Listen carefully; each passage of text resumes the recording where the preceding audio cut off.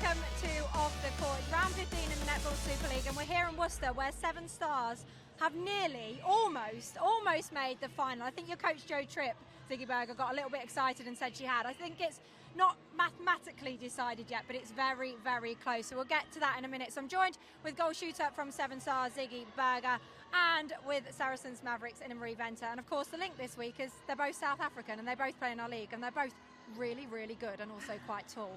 Anyway, we're going to get straight into all the action. Before we started this, they took about 5 minutes doing each other's hair, then they had a quick cuddle, then we had a discussion about mics, but we'll get quite into the netball action.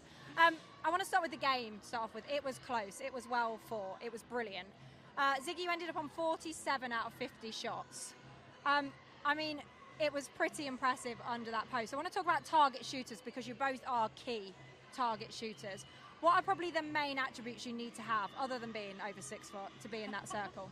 I think the big thing is you just really need to have a presence and be confident. Even if you're not feeling confident internally, look confident, because as the mid-courts are turning, all they want is to see something and be a presence. So I think the big thing is just be shoulders back, I'm here, pass me the ball. Did it also help with a few dance moves? Because I saw those after some of the goals today. I think they did me dirty because they played really fun music. And I was like, oh, this is such a good time. And I was like, no, switch back in. Get back in. And we see less dance moves from you, but that kind of trust and belief from the players out in front. And you guys have had a big ask at Saracens. We spoke about it in the build-up that there's been quite a lot of injuries. So, India Mass is in her first debut season at centre. Obviously, Georgia Lees is back in that side of starting wing attack. How long has it taken you guys to build those connections and that trust? Yeah, Gia's been in the side, but I think with the change in Saracens, we've got people coming in and out, and it's been a cycle. And every time we just start to build a connection, somebody gets injured, somebody gets benched. So yeah, it's been a struggle, but the connections are slowly building. There is a lot of growing pains, but there's little glimpses of great stuff that we just need to dig out. But yeah, hopefully, like they say, pressure builds diamonds. So hopefully, in the next years coming, depending on what the league produces next year. But I'm excited. We've had little connections. It's just how do we build on this? Well, look, we'll get into the league chat in just a moment. We've had loads of questions in. You two are very, very popular. Sigi, I'll start with you. And you talked about sort of that mental focus and getting back in. And what I loved today was the Severn Stars bench. They were on their feet all the time. And there was a little patch. I think you missed the one shot at that point where you looked to the bench and they all roared you on and you got there and you got that confidence back. How do you mentally shift then when you miss a shot? I think when I miss a shot, usually I'm just annoyed because I'm it's really not that hard. I'm under the post. I'm very fortunate. I'm very fortunate that I get to get it under the post. And I'm this is just a brain boo-boo. It's I want to say that another way. But it's just oh, you're ugh. But I think the thing is just, for me, I often overthink or I hyper-focus. So by just looking at and being okay, you know what, we tied in again, next job. I think that's for me the big thing. It's just a quick pick me up, and I can do it myself, but it just helps when they all yeah, let's go, and then I'm hyped again. So, I want to come to you because when I used to play with Rachel Dunn, if she missed a shot, it was always my fault because I've been I'm here if you need, or Rach, you got this, or whatever. So I used to have to stand in exact silence every time she put up a ball. What kind of shooter are you? Do you want those kind of looks? Do you want players protecting? You just want to be in your zone? I'm more of an in-your-zone type of person as well. There's nothing annoying as you're focusing on the shot and you have somebody on the edge saying, yeah, if you need. Sometimes it's great. That's me then, yeah. And it's something that I had to actually learn to adapt to because obviously they do it with the best intention. Sometimes I have to do that. We do mean well. And that is the thing. It's not it irritating, but over the years, when I was a bit younger, it was the worst thing for me. But as I got older and sometimes it's they saw you landed funny and this just to dish off and get it back in the same place just to get composure back again. I think that's the thing, and I had to learn over the years to adapt to certain players because every person has a different way of hyping somebody else up, and that's how you have to learn. So I am a bit of a silent shoot, but in a team setup you can't just be so stubborn. I disagree. And for me, when the mid courts are just lift and roll, use your ankles, and I'm looking at them, I'm all right, do you want to come in? So I'm or first time in, I'm I know, I'm trying. I wasn't going to miss for the fun, just okay. See what happens. I know, but this is what's key, right? your individuality, what you prefer, and that player management, understanding your team and understanding those connections on the edge, like who. Because, you know, some players you can get away with it with, and other players you're like, why are you talking to me? Like, just let me get in my zone. And that builds that trust as well. Listen, I want to come on to the league stuff. You two have been household names for quite a long time now. When I look through the stats, you were in our league from 2019. 2018. 2018. And this is your fourth 2018, club. yeah. This is your fourth club, right? That's crazy. Has it been, has this been your sort of founding place? Has this been the place where you finally felt, this is me, this is Sigi Berger? Absolutely. I've had loads of fun at the other clubs. I was also in the SA netball setup, so there was a little bit of external pressure on the netball. But when I came here, the one thing Joe said is, Sigi, you have so much untapped potential. I want you to play in freedom, and I want you to play to enjoy it, and we're going to build you up. And for me, the fact that this is really a family on and off the court, genuinely, I think sometimes people are like, you guys see each other every day. I'm like, it's a bit weird. But honestly, I've really, really found my feet, and I love that I'm being supported when I'm going on court. It's not like, ooh, make 2 mistakes, then you're going to call time because then you're costing us the game. So for me, like, I've loved it. That sort of confidence is really, really key. And you've been in here since 2021. You've been at the same club. And that stability is often really, really helpful. When we spoke to Nicola Smith, another South African in the league, and we've had so many South Africans over the years, which have been amazing for our league to witness. When you spoke to her, she was like, I'm kind of looking forward to going home as well, because it's so different culturally, right, having been out to South Africa. But what makes you keep coming back? What has made this league so special for you? I have to say, like, I found a little home in Saracens Mavericks. The thing is, going from school level to through uni, I always played for the same uni. I played for the same club in Jaguars, Gauteng Jaguars. And to find that stability in a club that actually wants to hold on to me as well meant for me loads and loads, because I was bounced from Vixens to Firebirds and just thought I was an impact player. So to have a club that backs a person, I really valued that, and I love showing loyalty to a club, whether it's going great or whether it's going not so great, like we've experienced over the 4 years. And also I was excited to build something with Saracens Mavericks. They told me, listen, we're on a way to build something, and we want you to be part of that. And that's one thing I treasured, especially me being a little bit older now. It's not just playing, it's like, what do you leave behind? So yeah, that's why I stayed for so long. But yeah. And intending to stay? If the league goes on and Mavericks is there, I'll be staying with Mavericks if they would keep me. Do you guys speak to the players back home? Do you have little chats about, like, you need to come over to the league, you need to try this? I like to think that I brought 1 or 2 over. No, but like... Is this an agent's fee? Is this what you're telling us? Pretty much, yeah. Like, I'll just never forget, I was 2018 at Storm, and I had trials against Shadeen van der Merwe, and she hadn't even really been in the SA setup. And all I remember was, she was so difficult to play against. So I phoned Mickey Austin, and I was like, Mickey, I don't want to be playing against Shadeen. Can we please bring her over? Mickey looks sometimes, she's like, absolutely. But yeah, we've had some chats, and it's just such an opportunity to come over, play netball, get paid to play, and like the people you're playing against, for me, that's the big thing. I'm sure Ina can agree. Every weekend you really are testing yourself, and you're playing against internationals, brilliant goalkeepers for us. Like, I love it, and that's why any person that asks me, I'm like, come, absolutely, you have to. Can I ask you quickly, because I didn't ask you off screen, but South Africa, is that still on the cards internationally for you? Is that something you want to do? You don't have to answer. You genuinely don't. My loyalty is always going to lie towards South Africa. I've never been told why I was kicked out. I was removed from a WhatsApp group chat. That's it. And the coaches had no feedback because they said they selected me. And yeah, so I don't know, probably I'm always going to be South Africa's biggest, I'm always going to be the Spa Protea's biggest supporter. Commonwealth Games, any international series, I'm there, I'm cheering, I'm bringing a banner, I'm bringing a flag. But my hands are chopped off, so it's not my decision. At the end of the day, Sigi, you can only keep putting out performances like you put out, and it was absolutely, again, fantastic today. And at some point, you know, changes in coaches and personnel, you never know what's going to happen. I mean, and you're smashing it for us, so I'm quite happy you stay here. This is fine. I'm so grateful. I always just say, I want to be the best player for my team to put us in the best position possible. So for me, that's why I found a home, but I'm always going to be South Africa's biggest fan. So, yeah. Ina, do you think the English League has helped South Africa as a nation? Yeah, I think like having just players being exposed to this kind of, it's not maybe Suncorp and it's not there yet, but you're still playing tough matches. You're still playing tough matches with 4 goals in it. Where I felt like back at home, it's quite easy. Like even Carla went back and she was like, "This is not." Obviously, you can't compare Carla to anything, but what, Carla found it easy, did she? but she's like, it's. You can even see like she finds like the way she reads the game is just so much different than they do back at home. And unfortunately, we don't have the structures to have a week like they pushing 5 games in 1 week. This is supposed to be this type of level. So Outside courts?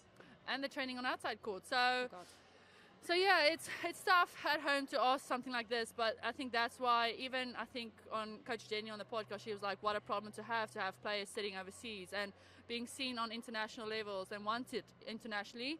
And I think that's how we have to build it, because at this moment it's not professional yet at home, and players want to be paid to play and train professionally. So at this moment, it's great for us to be here, and I'm enjoying all the South Africans here. Every time you go somewhere, there's a South African. So yeah, I'm enjoying it, and I'm pretty sure everybody else that came over did. Well, I've got 2 serious questions to finish. First of all, what's your go-to fancy dress outfit? Do we have a theme? No, if you could pick a theme and you could do anything, Sigi, hang on. What would you do?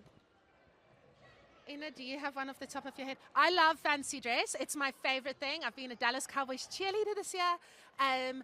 But my favorite fancy dress would probably be to be a giraffe. I've never done it. But imagine full body paint, like running around like a giraffe. I think that could be quite iconic.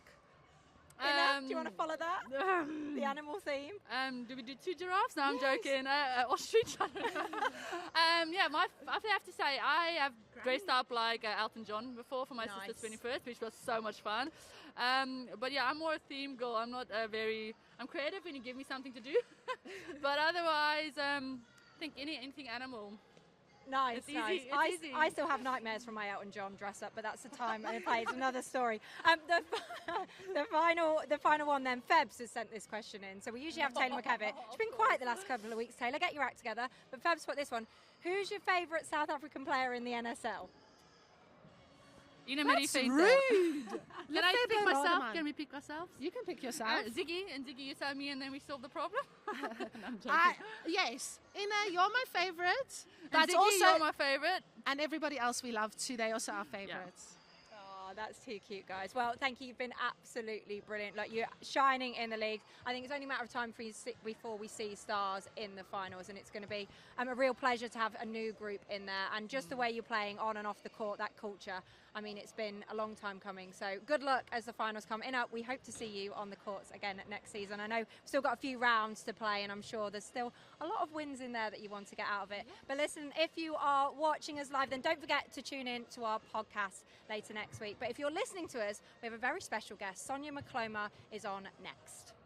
Welcome to Off the Court, and this week we have a very special guest, and none other than Rose's Pathway head coach, Sonia Mkoloma, and very good friend and ex-teammate as well. So Sonia, welcome to the show.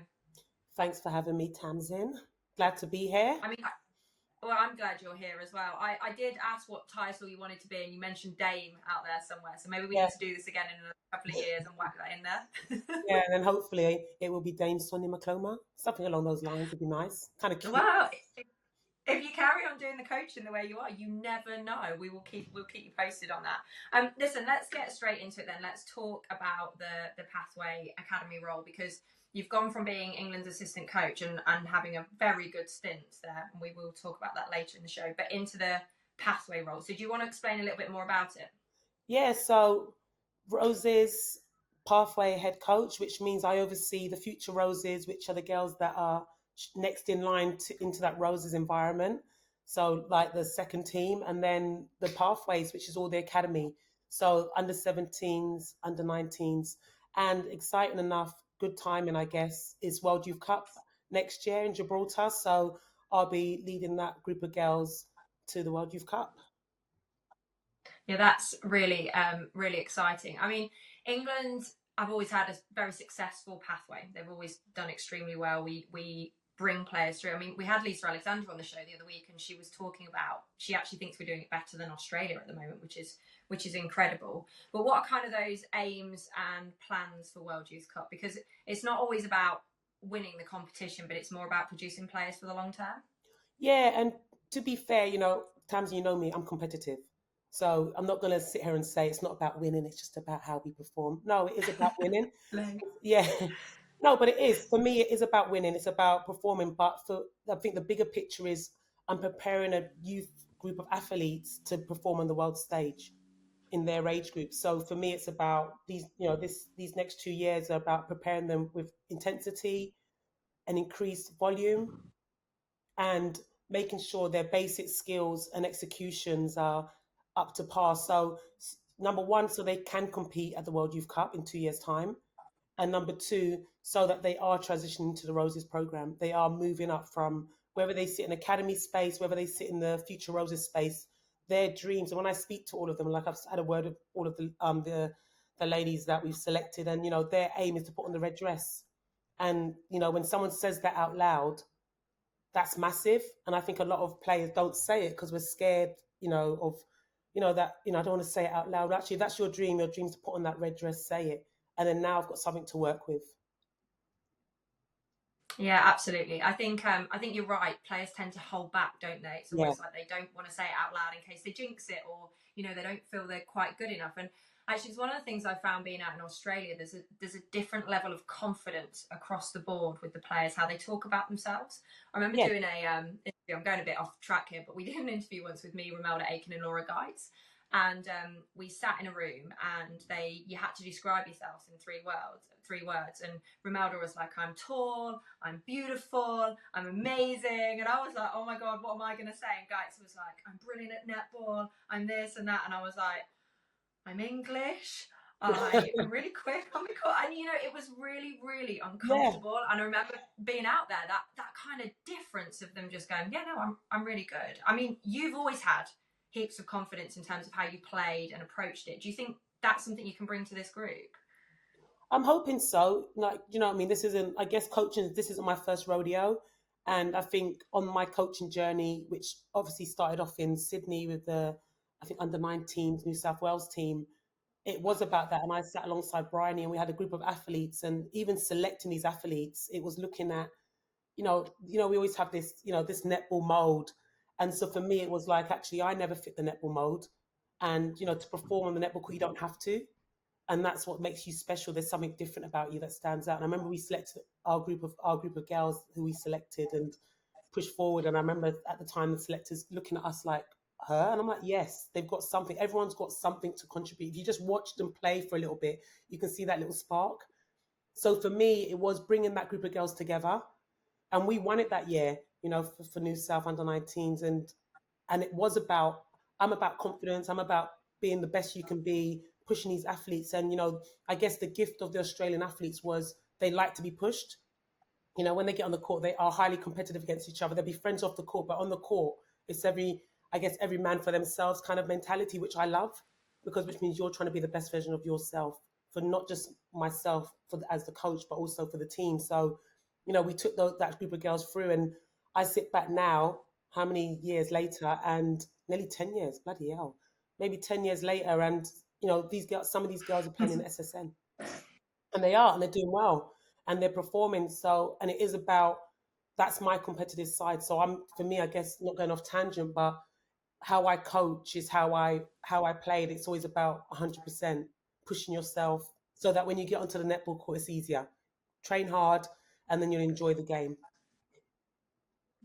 It's funny, a big name drop there. Me and Bryony were just, Bryony Akel, the New South Wales, one of the best coaches in the world.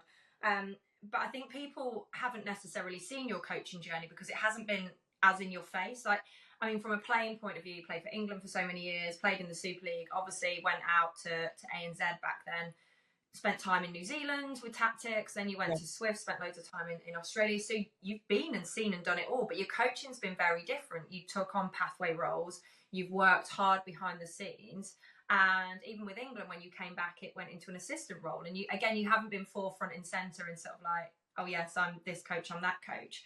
But how have those experiences really moulded you? And is that how you like it? Do you like being, because I know you're a big personality, Sonia, the best personality. So are you comfortable in those kind of roles? I guess it's me. So I must be, if I'm happy and I feel, not so much in the spotlight, doing what I've got to do. And I think exactly what you said, it was a lot of, like I said, a lot of my coaching was in Australia. I did North Shore, headed up North Shore United for which is one of the Premier League teams out there. Then I was working with the Swifts for some time, and it was interesting because I don't know what I was doing. I probably was scrolling through the Swifts, their reels. I don't know why. I don't know, whatever. Something caught me. I think because Nolene was working with Bryony, so I started scrolling, and when you scroll right down to their reels, you can see when we were playing in that Swiss environment. And then a clip came up when they won the Premiership. I think it was in 2019, and I think it was 2019. Oh my God, don't quote me on that. And we won it that year. And I was working with the Swifts as a specialist coach, but it was a COVID year. So at that time, I just moved to Gold Coast, and I couldn't travel, and I couldn't move. And actually watching them win, and I was like even though they were celebrating, I was like, I was part of that journey. But it was like it sat in the back because it was, you're not, if you're not at the event, you're not in the pictures, you're not in all, you're in that celebratory space. So it was interesting, but I think I just always want to be better myself, and that's how I played. I'm always looking to improve. So I don't say that I'm the best coach. I don't think I'm the finished product coaching. I think I've got so much to learn. I pull in. So for me, if whether I'm sitting as an assistant coach or head coach, for me, it's just about how do I keep growing. So whether that's sitting under the radar, just improving myself, I think that's what's important. So I think when I stepped into this role as Pathways head coach, that was a massive opportunity. Head coach, for England setup, we're working with potentially 3 teams.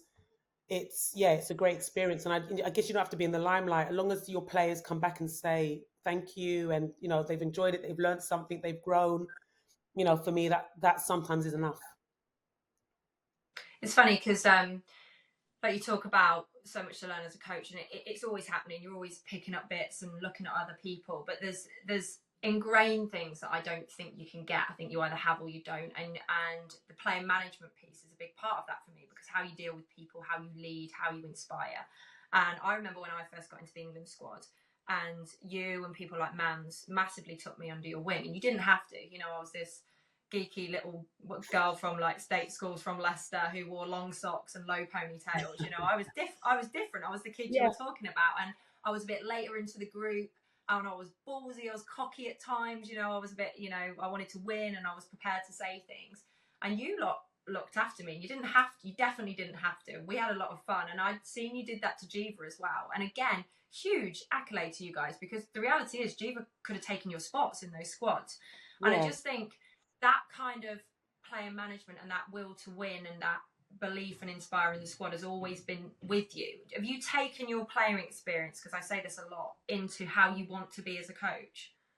Yeah, I think so. And like you said, I want to be the best I can be. I believe in myself as a netballer. I think I'm good, or I thought I was good, and I think I sit in that space. So for me, working with, like you said, molding a Jiva, or working with Jiva and teaching her and growing her around me, netball is a team sport. She's on my team, and that's how I look at it. So if the time comes that she's going to take my spot, I'm going to fight for it. Of course, I'm going to fight for it and put my best foot forward every time. But at the same time, I'm not going to hold back on advice or how to make her better, or what I'm seeing and saying it, because at the end of the day, netball is a team sport. And yes, I want to be on that netball court, and I'm competitive enough that I will put my best foot forward to be out there. But at the same time, it is about the team. And I think as a coach, I do believe in that. And I think it's okay to want to be the best. It's okay to want to be a Rose. And the reality is, in the Future Roses and Academy program, you're not all going to move together into the Roses program. You're going to drip feed into that space as an individual, and then you're going to have to mold again with a new team. And that's the reality of the sport, especially at the top end. So as a coach, it's how do I prepare the individuals? And when I was assistant coach, that's what it was about. It was actually those 1% with, the one-on-one conversations, the one-on-one interactions, so that, they get their opportunity, and whether that's part of the unit, whether it's what you're doing individually. And I think that's how I was as a player, and that's how I am when I see myself as a coach. Well, let's talk about the full-time program and the futures program then, because those squads have just got announced. And look, there's always eyebrows raised when you go through the group, because you're like, who's in, who's out, what are they looking at? Yeah, of course. no Sasha Glasgow, I think, was an eyebrows raised. No Elle McDonald, no Sophie Drakeford-Lewis. I think the others leaving that full-time squad, Chelsea, Laura Mouts and Layla Guscott, no surprises in that. Yeah. But then what was interesting is the futures girls stepping up. So you talk about this sort of transition. So Lois Pearson having the season of her life. Paige Reed has been elevated. Jess Shaw has been picked out of nowhere. And obviously Tash Pavelin's come up as well. And there's only, interestingly, 3 players overseas at the moment, which is another huge pull. So you've lost some big attacking players there, but it feels like there's players ready to just step into that mould. Is that how it's been in the Roses programme? Has there been ever any panic, or has it been like, no, we're just seamlessly bringing people through? No, to be fair, I think it's about, we've got to keep it's a start of a cycle. Number one, let's start with that. So the opportunities there, like we said, we've got girls sitting in the Future Roses program like the Loises and the Paige, and I think as selectors we had to make a decision. You keep them in this space, or actually we've got them there for a reason. Do we expose them to the Roses? And I think by doing that we've done the right thing.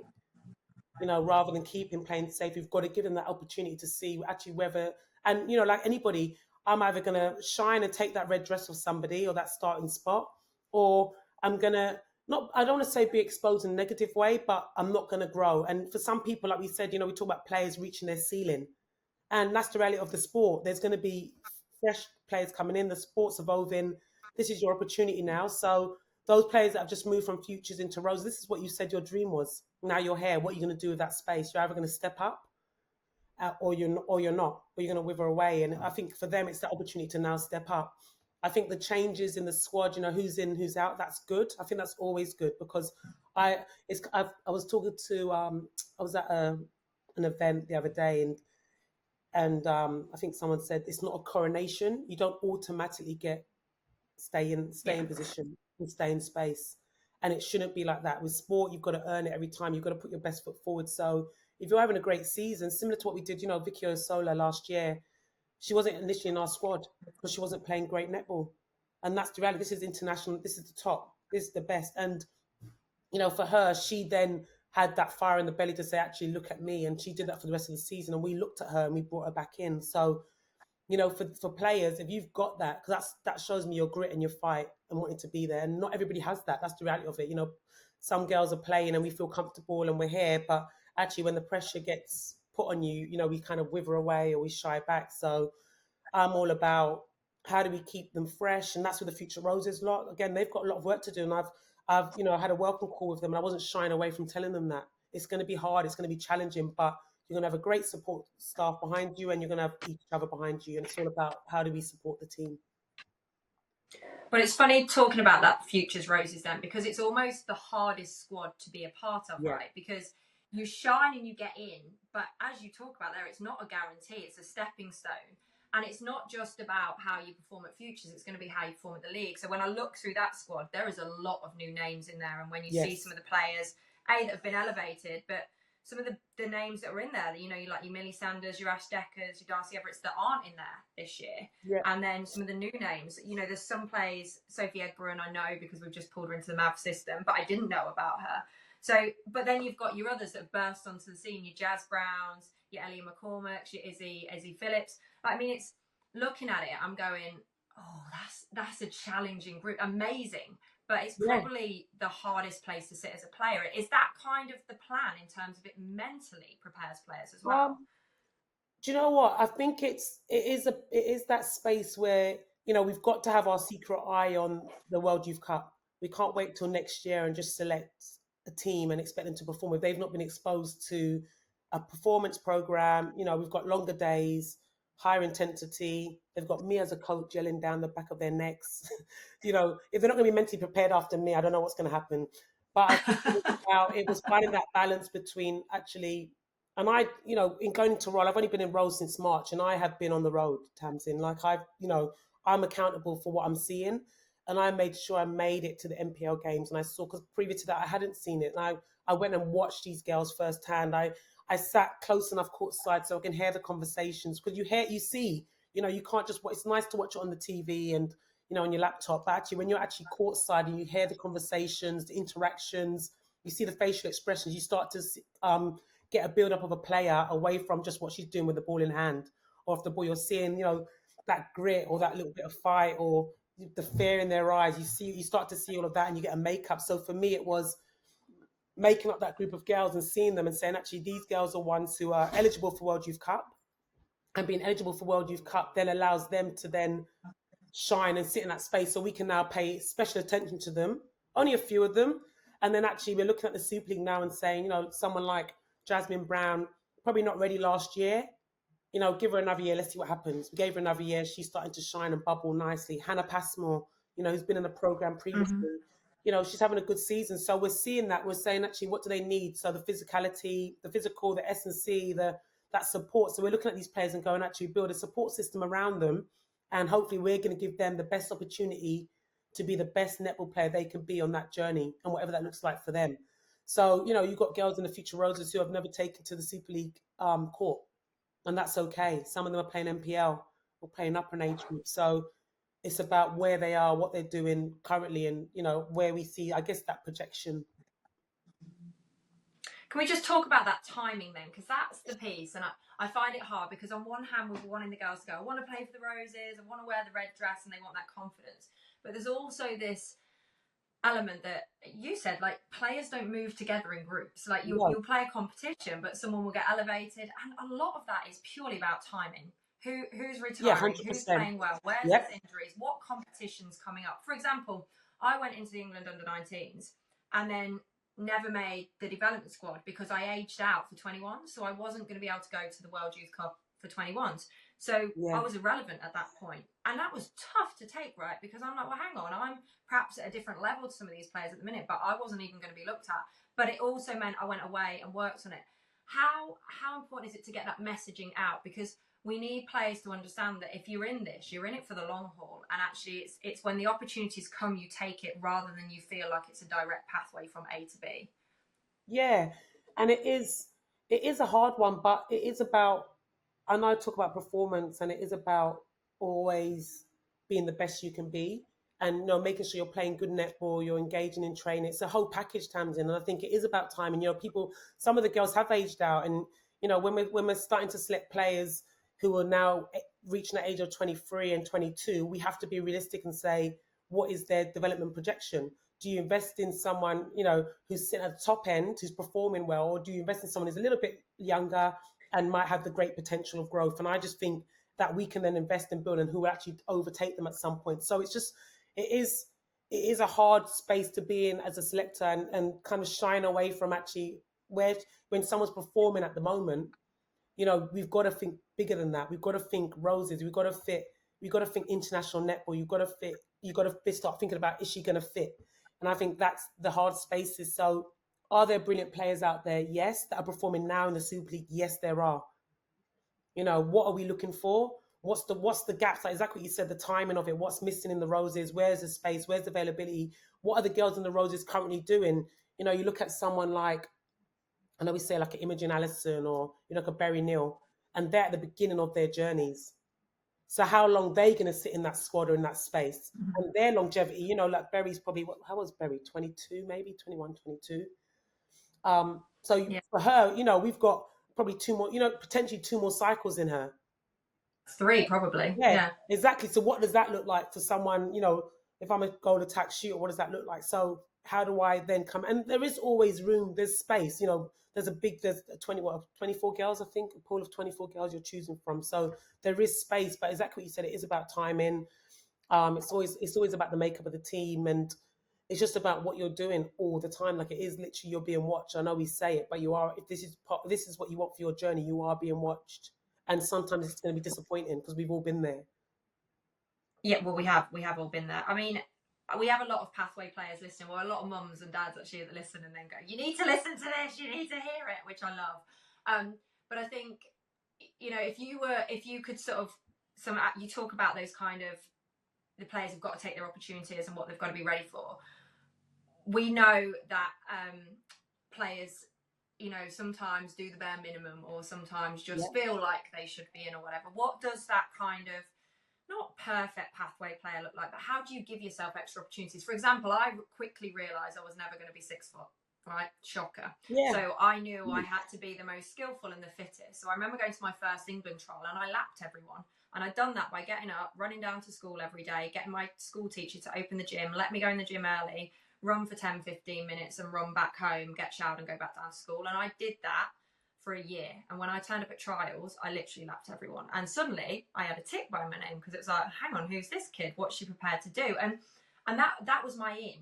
And I say this to the girls all the time. What are you prepared to do? My first year at Bath, after uni, I didn't go home in the summer. I stayed all summer and threw a ball at the wall because I was like, screw it. I'm here with Jess Thirlby. I'm here with Amra Bwazy. I'm here with all these big names, and they are better than me, and I need to step up. So I spent all summer doing that. What are you looking for? Like, what are the little niches? But I guess the question I'm going to ask you, Tamsin, what made you know that you had to improve? What was it that told you I need to make that run? I need to stay longer for, do you know what I mean? What was that kind of motivated you to do that? Number one. Yeah, I think the key thing to all of that was I was desperate to wear a red dress. I'd have done anything for it, and I recognised there were people better than me. Yeah, and you realise what skills you were lacking. So that to me tells me you're honest with yourself. You're realistic about where you're at, and I think the young players coming through, you have to know. You know, I sat with the Roses lot, and I asked some of them, "What's your strength?" And these are seasoned players. What is your strength? What are you good at? And the deafening silence to number one, exactly what you said earlier in the pod about people not knowing, we're like, oh, what am I good at? What to say? And knowing why you're here, you're sitting in the room. So what are you good at? I'm saying, I've got great elevation. I can dictate my player. I can intimidate and get into someone's head. I can jump of the shot. I can sit at 40 something and say what my strengths are. A lot of these girls, number one, need to know what their strengths are. And then with that comes, where's your weakness? Where's your gaps? Your coaches give you feedback every session. I don't have to sit down. I'm not going to sit down with you and your mum and ask you, what feedback, what do I need to work on? I told you that in session. When I spoke to you and approached you about, your flick, your finish on your pass. That's feedback. That's to work on. So I'm just talking about myself, but all the coaches are giving you these young players tools every session. What you've got to now do as a pathway player, especially when, you go to your parents, you complain to your coach that you're not getting picked, blah, blah, blah, blah, blah, is actually take that information, write it down. And then we're telling you what you need to work on, what we need to see. You've got to understand, if you're tired, if you're out of breath after the first quarter, you might then say to yourself, I need to be fit. I knew what I need to be in order to perform. I knew what I needed to be like for pre-season. I worked my butt off, and I was going to Australia as well. So I knew I had to be fitter, and I did my pre-seasons. I wasn't waiting for Tamsin, the coach, to tell me I need to go for a run. I was actually doing that because I know by the time I stepped into that, whether it was in New Zealand or Australia, when I stepped into that pre-season environment, these girls in Australia had already did the work. They were already fit. They did a pre-season. So I was doing a pre-season. I know what my playing, I know what I need for my playing weight. I knew how I wanted to feel when I was training and stuff like that. So I think it's just about knowing their strengths, knowing what you need to work on. Because it's not a weakness, really. It's just what you need to work on, and actually doing it and putting in the work away from the netball sessions. And like you said, going for a run in the morning for you, a lot of girls don't do that. I ran all the time because I knew at Gold Defence, I needed to be fit and I need to be able to go and go again. So it is about being honest and, like you said, prepared to do the work, whatever that looks like. Your ball skills against the ball in the wall, all of those little things. Well, I can certainly back you up on that. I don't know if you remember, but 2015, you and I came back into the England squad to go to World Cup. Yeah, it was our last hurrah and we wanted to win, blah, blah, blah. And we turned up at trials, selection, and we have fitness testing like we usually do. And you, me and JD were the last ones in. Yeah. And, you and I had come back into that squad and we were like, pick us. And we were two of the oldest players in there. I'd had my little one. She was 2. And yeah, we were the last 3 running our socks off. I remember, I think I still beat you, Sonny, but we were still. Definitely not. But I mean, we had a point to prove, right? I want to pick up on that because we've won a lot of bronze medals together, and we never quite got over the line. But you've gone one better now because you sat on a bench in got a silver medal, and you were in a World Cup final. Just how emotional was that? Because you and I played for a long time, and we never ever played just to win bronzes. 100%. And the most, okay, like you said, it's World Cup silver medal, first time in a World Cup final, and your role changes because now you're a coach. So I've got to inspire these players to be the best, to be brave, to go hard, work together, and all of that shebang. And the reality is when you sit, and I don't think it was the best. It wasn't our best final.